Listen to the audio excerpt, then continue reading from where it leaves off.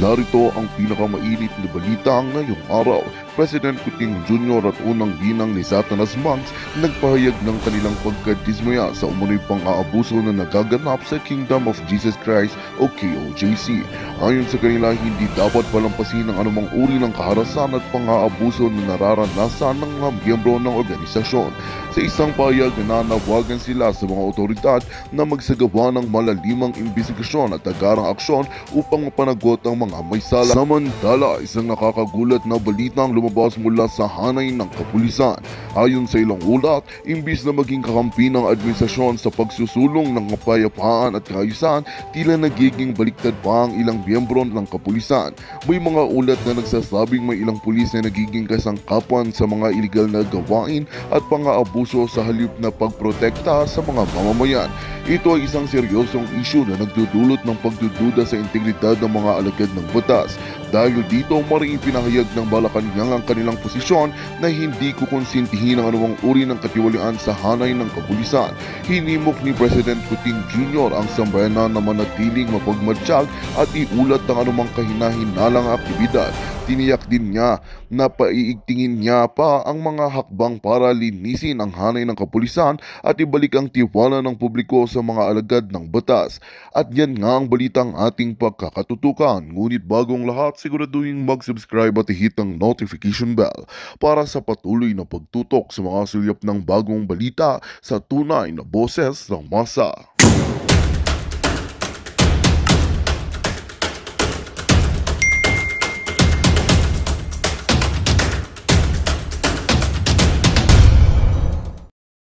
May buntag Father MJ and Sir Jason sa may buntag kaniyong tanan. Opo. Partner Carlo, maaari mo bang describe yung nakita mo kanina, no, na pag-iyak ng mga kabataan, na trauma, madaling araw, mga pulis na mahaba yung baril yung kanilang nakita sa labas ng gate? Yes. Actually 4 AM po yan. So every 4 AM meron po tayong devotional prayer. So lahat po ng mga full-time medical workers at mga kapatiran po natin nasa Kingdom Plaza po tayo. 4 AM. Then pag dumaw po namin, may nakausli na po na ulo. Yung gate po natin, malapit lang po sa devotional area, yung main gate po dito sa Kingdom. Niyug na po na yung gate at may nakadungaw na po na ulo na naka-full battle gear. Doon na po, may siren po tayo, takbuhan na po doon sa harap. So may una po nakasampa. Nagtaka ko may una nakasampa agad isang pulis na full battle gear, head to foot yan. Yung parang susulong ka sa gera, high power firearms lahat. Doon, inakyat ko doon kasi may nakaharang tayo na fire truck sa gate mismo. So, hinarang fire truck, umakyat siya doon, inakyat ko rin doon. Tapos, para kaming nagpatintero. Tapos, nagsigawan ako, Sir, meron po kaming lawyer, maghintay po kayo. I insisted na meron pong lawyer at hinanap ko, Sir, ano ba to? May search warrant ba? May warrant? Ano ba to, Sir? Ano bang operasyon to? Wala silang narinig. Continue lang sila. And then, pumapal na yung mga kapatiran natin sa likod. Sumampa na rin sa fire truck, sa likod ng gate. At doon, nakita ko, full battle gear, ilang platoon, batalyon bang tawag yan, hundreds of them. Alam mo yung pinapadala sa bakbakan doon sa basilan sa mga rebelding NPA? Ganun po, Sir, kagarapalan at kabastos ang ginawa nila. Biruin mo, Sir, nagdala sila ng mga ladder kasi nga aakyatin nila yung gate natin kasi nga hindi tayo aalis kasi I insist, Sir, meron po kaming lorry, pwede ba makaghintay pero hindi po, Sir, para po mga ambastos-bastos. Then, Sir, nabuksan nila yung isang gate. The right wing of the gate, nabuksan nila. Lumabas na po tayong lahat doon. At doon na po, Sir, may mga commotion na po nangyari. Tayo po dito sa Kingdom of Jesus Christ, very peaceful po. Kaya nakikiusap kami noon, Sir, wag po niyong ganyan. Wag niyo pong gibain yung aming mga bakod at ang aming mga gate. Biruin mo, tatalian ng bakal sa gate at may truck silang dala ng napakalaking truck, hihilain para lang masira ang gate at makapasok sila. Ano to, garapalan, bastusan ito. We are peaceful human being here. Ang hinahanap lang namin, Sir, ano bang operasyon to? May papel ba kayo ipakita? They are all silent. Sinabi pa namin, Sir, may lawyer po kami, Sir, please, hintayin niyo po yung lawyer namin. Pero parang wala mga puso. Biruin mo, peaceful po, private compound po ito. Marami po dito pinapakain, tinutulungan ni Pastor, mga full-time workers. May mga minor de edad, mga kabataan na tinutulungan, mga anak ng full-time workers. Meron dito mga matatanda, 70, 80 years old, mga kabataan na tinutulungan ni Pastor na dito na nakatira sa loob ng Kingdom Compound. Private property po ito, simbahan, church property po ito. At ang kanila na pong parang wala silang narinig at nakabalandra yung mga lalaki nila mga baril, and we are unarmed. Wala po tayong mga baril dito. Kaya nga, ang nakapagtataka niyan, after that, pinadala pa nila yung mga anti-riot team nila. At doon may mga malalaking mga truck from Police Region 10. I don't know kung protocol ba yan. Grabe no, buong puwersa. Mayroong Special Action Force, merong National Bureau of Investigation, merong CIDG, merong PNP, Region 11, 12 at saka 10. Meron pang mga special agent na palipad-lipad pa ng mga chopper dyan, pagkapanggapang pa mga sniper dyan. Alam po namin yan. And we are harmless people. Wala po kaming bit-bit na mga baril kahit ano man. Ang pinakausap namin, sir, mahinahon po kami. Ano bang gusto ninyo? May lawyer po kami. Okay? They are really forcing themselves para makapasok sa mga gate po natin. Doon pinapwersa nila. Pero mo nakakatulakan na, mayroon kawawa yung kapatid natin na babae, ang liit-liit pa naman. Hindi ka maawa yan, walang kadala-dala, natumba na, aapakan mo pa ng combat boots mo. Ano yan? Karapala, anong treat nyo sa amin, mga kriminal? Yung mga ginagawa nyo, doon yung dapat sa mga bangag at mga kriminal. Kami dito, sir, we are living peacefully dito sa compound. Kaya hinihingan natin sila ng papel because we will surely obey kung ano po yung law. Tingnan mo, sir, about mga 1 hour and 30 minutes, dumating yung mga lawyers natin. Represented po, ano ba yung gusto nila? Ganito, meron po sila mga nakasulat doon na mga buildings na bibisitahin, Bible School, JMC, Kingdom, halugugin nyo. So, 4 teams po sila. 16 to 17 na mga tao. May representative ang CIDG, legal team nila, NBI team. May leader po sila, lead sa grupo nila. At saka mga 10 na mga full battle gear, papasok talaga. Pinayagan natin, sir. Pinayagan natin. They search every building kung ano yung nakasulat doon sa search. O yun po ang gusto. Organize po tayo. Nakita nila, sir, hindi po kami masusamang tao. Hindi po kami yung mga gusto ng kaguluhan. Ayaw namin ng kaguluhan. Kung kayo, mga basag dyan, bangag dyan sa gobyerno, puro ang mga utak nyo pro kaguluhan, ayaw po namin kasi yan po ang turo ni Pastor Kibuloy sa amin. Mahinahon po kami. We wanted na i-lay down nila ano ba ang gusto yung i-search kung meron bang search. Yung warrant. Correct. Kailangan ba yun, sir? Nagibain yung property? Itong property ng Kingdom of Jesus Christ, sir. Sakripisyo po ito ng mga full-time miracle workers, Kingdom Miracle members. Ni Singkong Duli, wala po silang contribution dyan. Tapos sisirain nila ng ganyan. Garapalan sa basusan. This is really overkill. Padalhan mo, sir, ng mga operatiba special mission. Ang harap sa iyo mga kababaihan, mga kabataan, mga Bible school students, mga matanda, sir, na inaruga dito sa loob. Walang kalaban-laban, tututukan mo ng mga baril na ganyan. Aapakan mo ng combat shoes mo, hihilain mo, ibalandra mo, ibalipag mo. Sir, that is really barbaric action. And then, sa kapulisan, you are there to serve and protect. Yun yung tagline natin, to serve and to protect. Sino pong pinoprotektahan ninyo? Kanino po kayo naninilbihan? Ay ilan lang? And then you will just tell us, oh, sumusunod lang kami ng utos. Wala ba kayong puso? Hindi ba nyo nakita? We are unarmed. Ni isang baril, wala nga kayong nabitbit palabas, di ba? Then you believe na may private army, marami mga baril dito, that we are dangerous? Look at that. How unfair and injustice ang gobyernong ito. Tingnan nyo yan, sir. Sa mata, ako nandun mismo in the front line po, kawa po ang ating mga kapatiran, sir. Kawa, walang kalaban-laban, sir. Biruin mo ganyan, sisirain lang. Pupunta kayo dito, sisirain lang. We are more than willing and welcome. Papasukin po kayo. Huwag po kayong maging barumbado kasi hindi po kami barumbado. Hindi po kayo naturuan ng mga magulang yung mabuting asal. Dito po sa loob, live with us, manirahan kayo dito. Alam niyo po, ni even a single evil, hindi po tinuro ni pastor sa amin. Tapos ganyan ang ginagawa niyo sa amin. Grabing kababuyan po. Kababuyan po ang ginagawa nila dito. This is a religious and church compound. Kung may ginawang kabulasugan, pang-abuso dito sa loob, kami na mismo ang lalabas. Kami mismo ang aalis. Sino pong mas nakakilala kay pastor? Kayo dyan na nasa labas? Kayo dyan na nabayaran? Kayo dyan na nagtitun-tsabahan? Because for a mere amount of money, you sacrifice your honor, your dignity?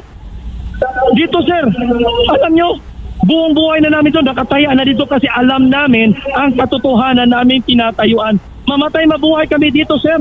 Kaya nakita nila yan. Bukal sa aming puso, puro kabutihan.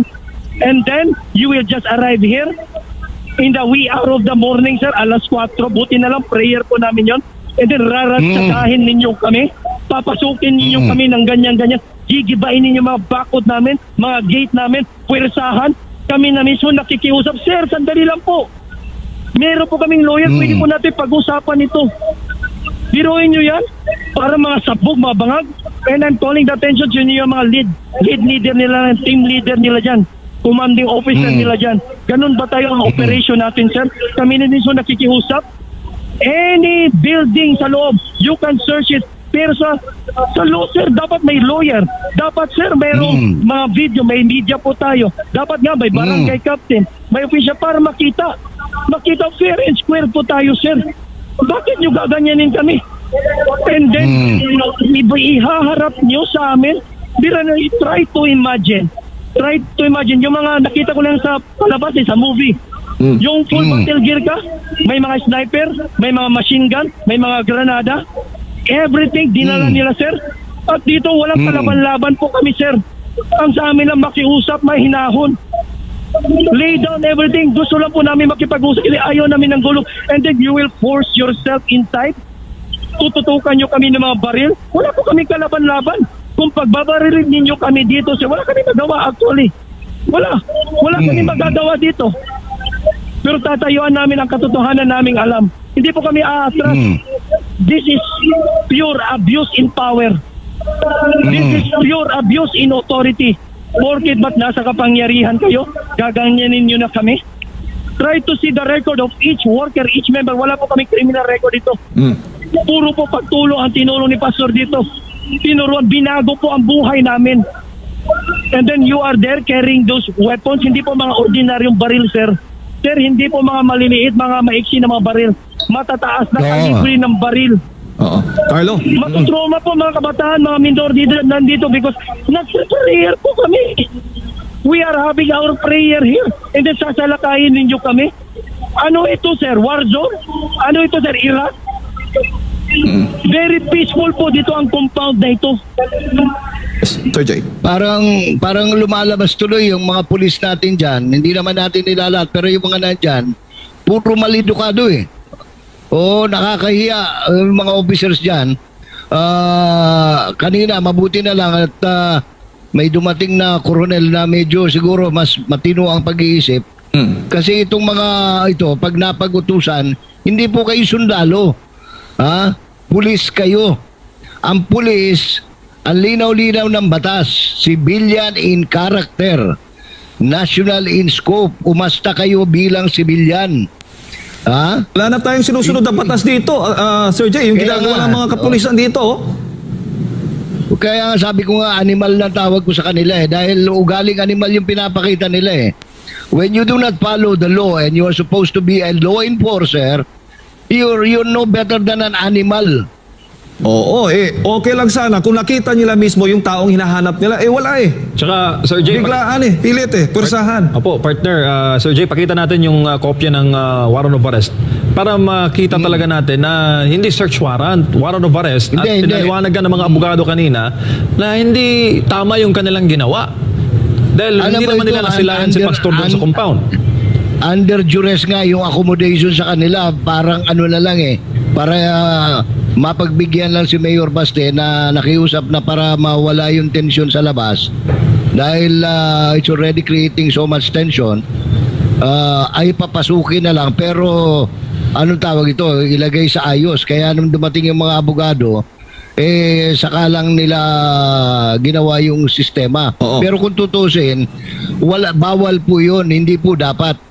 Kaya lang dahil sa para maiwasan lang yung tension, tayo na ang gumawa ng paraan para mapagbigyan itong mga nag-aastang kriminal na nasa labas po ng compound ng KOJC.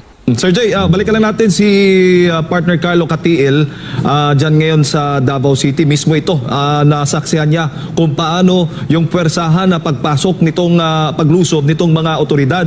Carlo, itong video na ipinapakita natin para masundan lang ng ating mga kababayan, mga anong oras ito exactly? Alas 4 po, alas 4.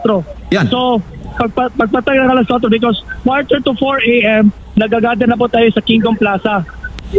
How to start the prayer? Devotional prayer po yan, sir. So, naglalinya na po tayo, lahat po ng mga full-time workers at mga kapatiran po, nandito po for our prayer. Alas 4 po yan ng umaga. Yun po yung time, pagpatak ng alas 4, doon na po, sir. Kinuyog na po yung gate natin. Nakatali? Ako mismo, sir. Yes. Nakatali yung fire truck. Planong wasakin yung gate, yung ginawa nila sa Glory Mountain, tulad ng ginawa nila. Yes, sir. Wawasakin talaga. May mga malalaking truck sila, sir, eh. Kasi hindi nila mabuksan, sir.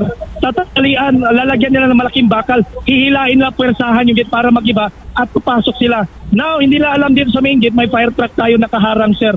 So hindi sila basta-basta nakakapasok.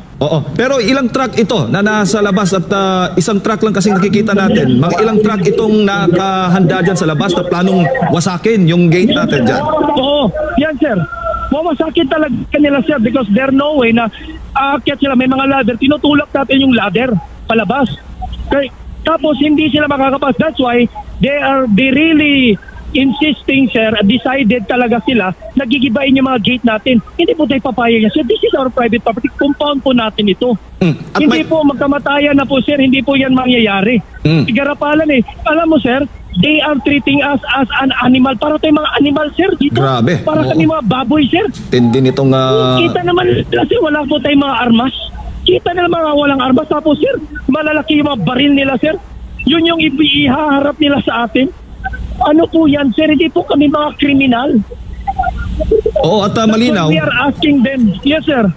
Malinaw na walang sinusunod na yung tamang proseso dahil dapat magpakita muna sila ng dokumento para magkaroon ng yung pagpasok kung gusto nilang pumasok. Willing naman ng Kingdom of Jesus Christ. Yun nga, sir, Yun, the first thing na hiningin natin, sir, meron ba tayong papel, sir, para makita, and then can you wait for our lawyer? Pagkatapos, after 1 hour, dumating yung lawyer natin, sir, doon humupa. And sinabihan ko sila, nakita nyo, sir, gaano kami kahinahon, gaano kami ka-peaceful, bakit you are forcing yourself way in? Gusto lang namin makita, legal ba yan lahat na ginagawa ninyo? Bakit kailangan nyo kami babuyin? This cause trauma sa aming mga puso, mga bata, sir. Traumatic experience po yan. Kayo mga pulis dyan, may mga pamilya, may mga anak din nyo. Gagawin yan sa mga anak nyo, gagawin sa pamilya nyo, mahal nyo sa buhay. Ano mga reaction nyo? Anong makikiramdaman ninyo? Sir, tao din kami, sir. Hindi kami mga hayop. Partner. Hindi kami mga hayop dito na para lang naman hihilain at saka parang ibabalandra doon. Itataboy doon, sir. Kawawa yung mga babae natin dito. Hihilain, hawakan yung leeg, sir. Damit ng leeg. Tatapakan. Grabe. And we are just asking, sir, ipakita nyo yung kasi nga, we will abide in the law. Ano man yung sasabihin sa batas, susundin po namin yan. But look what they did. Ano yung ginawa nila? Puro kababuyan po. Partner. Overkill. Yes po. Nasaksihan mo rin, partner, yung nangyayari din sa Hawaii na pag-raid din ng mga otoridad doon. Nakikita mo ba yung same pattern? Biglaan, tapos yung mga bata, ang resulta nun, trauma. Same pattern. Alas 4, sir. I was there in Hawaii. I was a minister sent by pastor. Ganun kabuti si pastor, sir. Inassign po tayo sa Hawaii para alagaan ang gawain ng ama doon. Alas 4 po, sir. Same scenario. Papasok, sir. Binuhin mo, sir, doon sa KLC natin Hawaii. Winasak lahat ng pintuan natin. 3 grupo pumasok sa likod, 1 grupo pumasok sa harap, 2 grupo, lahat ng pintuan basag, sir. Main gate natin basag, sir. And then, literally, sir, yung mga baril nila, sir, nakatutok yan with laser kasi gabi pa yun, sir. And then, we were handcuffed. Pinusasan po tayo, sir. Tingnan nyo, sir. 2018, the case na gusto nilang patuubin ang kingdom, kukunin si pastor. The case was dismissed. Year 2020. May narinig ba tayo sa media? May narinig ba kayo na ang kaso ay na-dismiss? Wala, because all of them are all biased. Nakita niyo, and then they cannot win the case there in United States of America. They bring it here in the Philippines. Same pattern po, sir. Sarili po natin, kalahi po natin, mga kapulisan. Unfortunately, ganyan na ba kababa ang moralidad at integridad po natin? Nakikiusap na po kami, sir. May mga video nakikiusap, nagmabakulang lang, magmakawa. Sir, huwag nyo gawin yan sa aming compound. Pilit siya pumapasok, hindi po kami patitinag. Sinabi po namin in their face, barilin nyo na kami ngayon kung gusto nyo kami baril, pero hindi po kami aalis, hindi po kayo makakapasok. And then when they show black and matagal na pinakita, sir eh. Black and white, warrant, anong mga warrant dyan, binasa. After basa, sir, bypass, pasok, search, anong gusto nyo i-search? Kung may nakita kayo, ano nakita nila, sir? Puro muta sa kanilang mga mata. Mahiya naman kayo. Wala ba kayong mga konsensya dyan? Wala ba kayong mga kabutihan sa mga puso ninyo? Kayo mismo saksi sa ginawa niyong kagarapalan, kabastusan, kabarbarik na mga action na yan. You treated us as lowest creature. You branded us as the greatest syndicate criminal in the world. Anong treat nyo kay Pastor? Pinakamalaking terorista at kriminal? Hindi nyo mahuli-huli yung mga kurap dyan sa gobyerno? Yung droga nagkalat ngayon? Yun ang unahin ninyo. Kami dito mapayapa, naninirahan.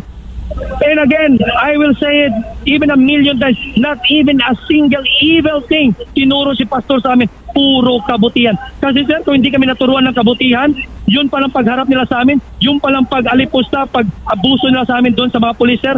Gaganti kami, sir. Gaganti po kami. Makagaw kami ng baril.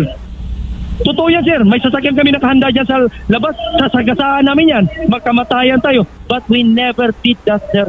Kasi, sir, mapayapa po kami na tao. Tinuruan po kami ni Pastor dyan.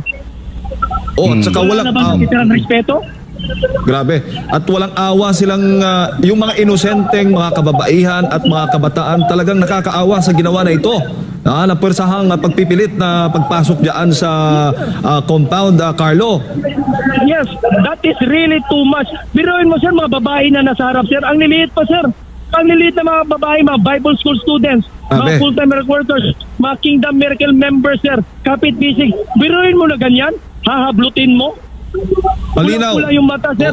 Mayroon pa dyan, sir. Kitang-kita ng dalawang mata ko, sir. Porkit natumba yun, aapakan mo ng boot mo, combat yun. Kung yan ang gagawin ko sa mukha mo.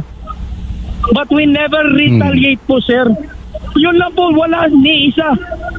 The cameras will never lie. Too much po, sir. Ganito ba klaseng alam mo, gobyerno may napansin na, Carlo, may napansin ako yung mga sasakyan ng mga pulis dyan, apparently hindi from Region 11, kasi galing, may nakalagay Region 10, which means galing pa ng Cagayan de Oro yan. Yes, sir. Hinakot po sa biruin mo, sir. Tinanong lang namin, simple tanong. Bisaya, sir, eh. Sabi mo, taga Davao mo, taga Diri mo, ma'am.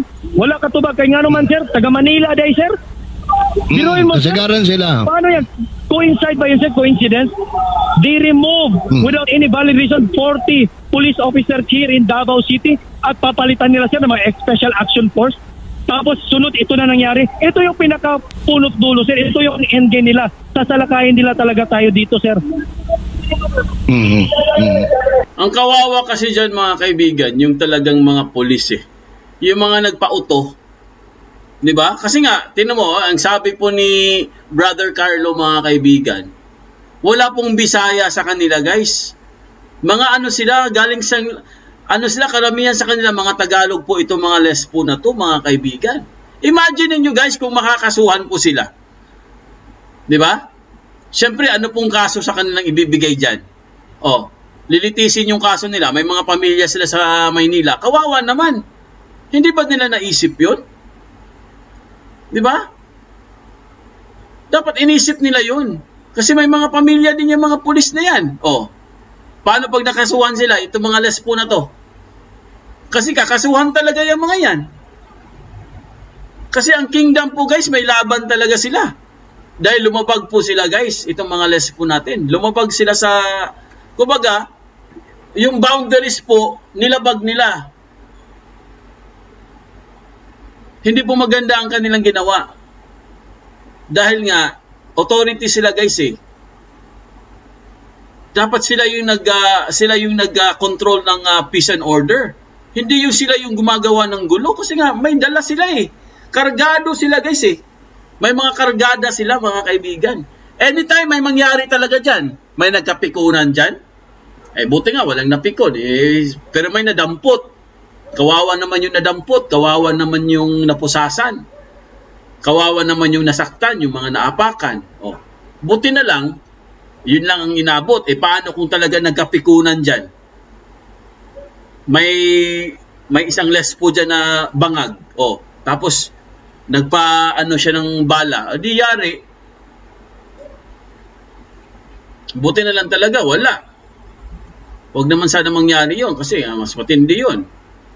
Diba? Tingnan yung ginawa nila guys. Tingnan nyo ang ginawa nilang damage sa image ng kingdom. Kasi ang kingdom mga kaibigan, kumbaga kung iisipin mo mabuti, kunwari ikaw yung SAP, ikaw yung police. Di ba? Iisipin mo. Siyempre magtatanong ka, ano ba pupuntahan natin doon? Sino bang hulihin natin? Di ba si pastor? Bakit ganito? Ba't ang dami natin? Di ba? Di ba sila nag-iisip ng gano'n? Or sa bagay, sumusunod naman talaga sa order, no? You have to follow order. Parang gano'n yan eh. You have to follow order or else talagang tanggal ka sa servisyo mo. Kasi nga, chain in command yan eh. Hindi naman talaga, sa bagay, sa totoo naman talaga yun, no? Walang galang na po sa ating mga kapulisan, hindi naman lahat, no? Siyempre guys, sumusunod naman talaga sila sa utos. Pero kung ikaw ang pulis, no? Dapat meron ka rin common sense, no? Di ba? Kunwari, kaharap mo bata, anong gagawin mo? Bata kaharap mo, yan, apakan mo. Okay, babae. Babae kaharap mo, anong gagawin? Anong lalabanan mo yung babae? Kung laking katawan mo, o anong gagawin mo dun sa babae? Apakan mo. So, malaki po talaga ang pagkakamali dito, guys, no? Ang lapses po, no? Butas. Malaki po talaga ang butas dito sa magiging kaso nito. Humanda na lang sila. Oo nga, mapag-api nga masyado eh. Ewan ko ba eh. Kung tutuusin mga kaibigan, napakasimple lang naman ng ano eh. Napakasimple lang naman ng mission nila eh. Ano bang mission nila? To capture pastor. Yun lang. Sinabihan ba sila na manggulo? To serve pala, to serve, no? To serve the warrant. Ganun lang naman yan eh. I-serve mo yung warrant. Kung ano may warrant na yan. Pati yung warrant, hindi mo na alam eh. Ano ba? Meron bang search warrant? Ano ba? Meron bang search warrant? Wala. Ano bang naandun? Arrest warrant lang naman ang pinakita. Yun din ang isa sa mga problema. Kasi walang mga body cam. Importante kasi body cam eh. Kaya sa states po, may mga body cam talaga doon, ng mga polis. Bagay corrupt na naman. Corrupt na naman. Nako. So anyway mga kaibigan, yan po no, binigyan ko lang kayo ng updates guys para po maano din tayo no. Para malaman din talaga natin kung ano ba talaga ang totoong nangyari po sa kingdom. Andyan po si Brother Carlo na po ang nagpapatunay. So grabe po ang nangyari sa kanila. So, dapat talaga guys, ang pinaka-conclusion dito, no, manawagan po tayo, dapat may mananagot. 'Di ba? Dapat kasuhan kung sino dapat kasuhan dito kasi hindi na ito tama eh. Pag walang nakakasuhan diyan, papalampasin lang 'yan. Wala. Kaya nga sabi nga nila, 'di ba? It could turn into a deterrent. 'Di ba? Mas mahirap 'yun. 'Di ba? What if kung talagang no? Sabihin na lang natin guys na meron pong nahuli na ilang ordinaryong tao lang, hindi naman wala siyang gahom. Wala siyang kapangyarihan. Nahuli ka, ordinaryong tao ka lang. Ano kaya ang gagawin sa iyo? 'Di ba? Sasalakayin yung bahay mo, barong-barong yung bahay. Ay nako.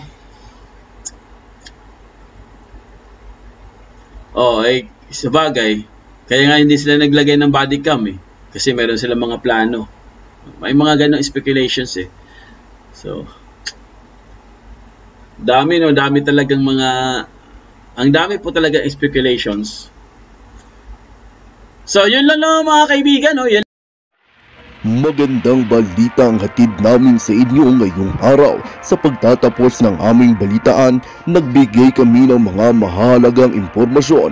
Maraming salamat sa pagtutok at pagsuporta sa aming programa. Huwag kalimutang manatili sa mga susunod na araw para sa mga bagong balita at mga kwento na dapat nating abangan. Mula sa Boses ng Masa, magandang araw Pilipinas!